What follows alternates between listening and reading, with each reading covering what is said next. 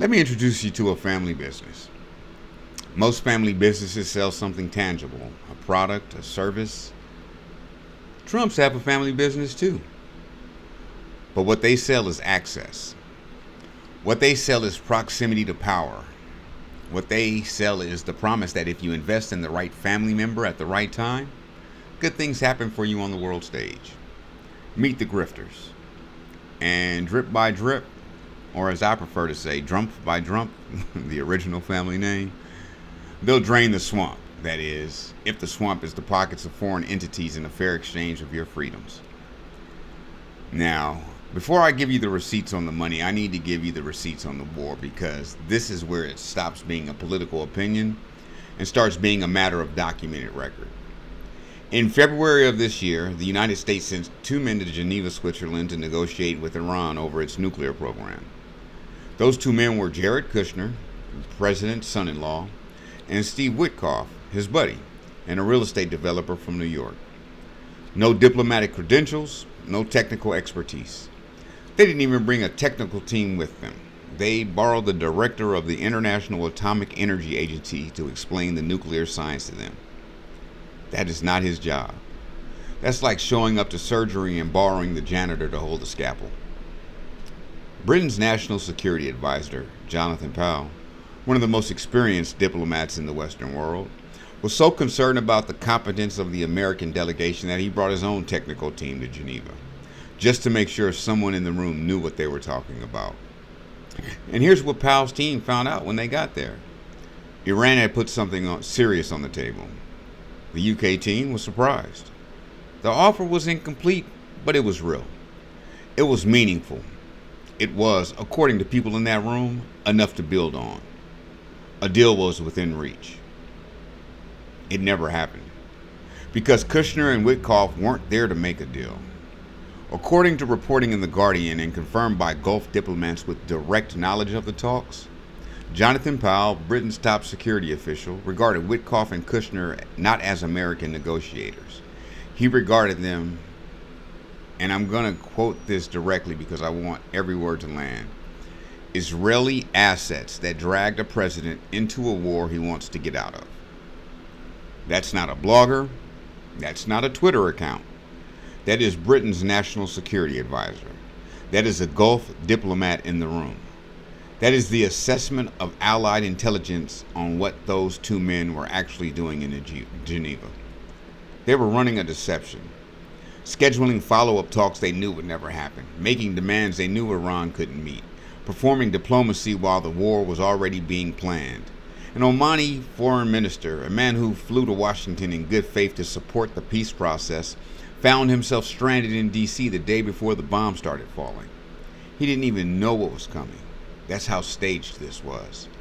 And when the director of the National Counterterrorism Center found out, he resigned. Said publicly he could not support the war on Iran. Confirmed the United States entered this conflict under pressure from Israel and its lobby. Now let's follow the money. I like to do that. Because while Kushner was performing diplomacy in Geneva, he was also making phone calls to Saudi Arabia. Jared Kushner's private equity firm Affinity Partners is currently seeking $5 billion in new investment from Gulf Arab governments, the same governments whose region is being reshaped by the war he helped start. His representatives had already met with Saudi Arabia's Public Investment Fund, the same Saudi government whose Crown Prince Mohammed bin Salman was privately calling Trump in February lobbying for the Iran strike. Read that again slowly. The man fundraising from the Saudis helped convince the president to start the war that the Saudis wanted, while performing fake peace negotiations on behalf of Israel, whose prime minister is his personal friend. It's not a conflict of interest. That's the entire operation. And he promised not to do this. December 2024, on a podcast, Kushner said he had raised enough money to avoid conflicts for 4 years. That pledge lasted 60 days. Now meet his partner, Steve Witkoff. Witkoff runs the Russia Back channel. He's negotiating Ukrainian territory. He's in the Gaza reconstruction talks.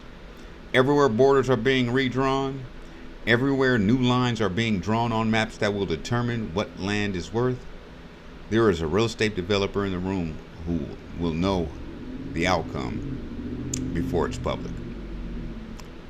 That's not a coincidence. That's a business model. And the family doesn't stop with Jared and Steve.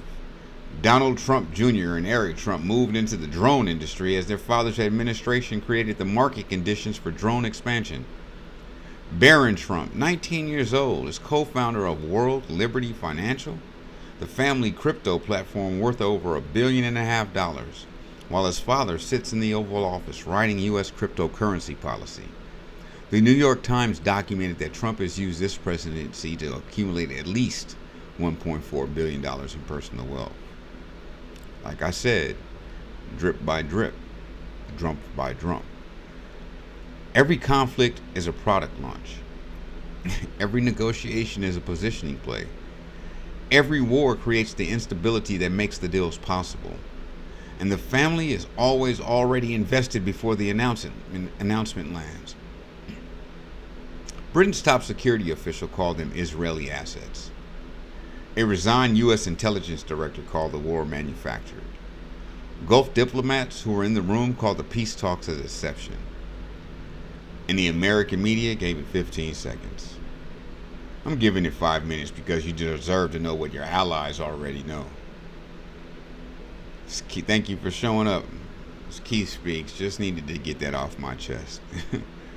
But watch the pattern, follow the money, and ask better questions.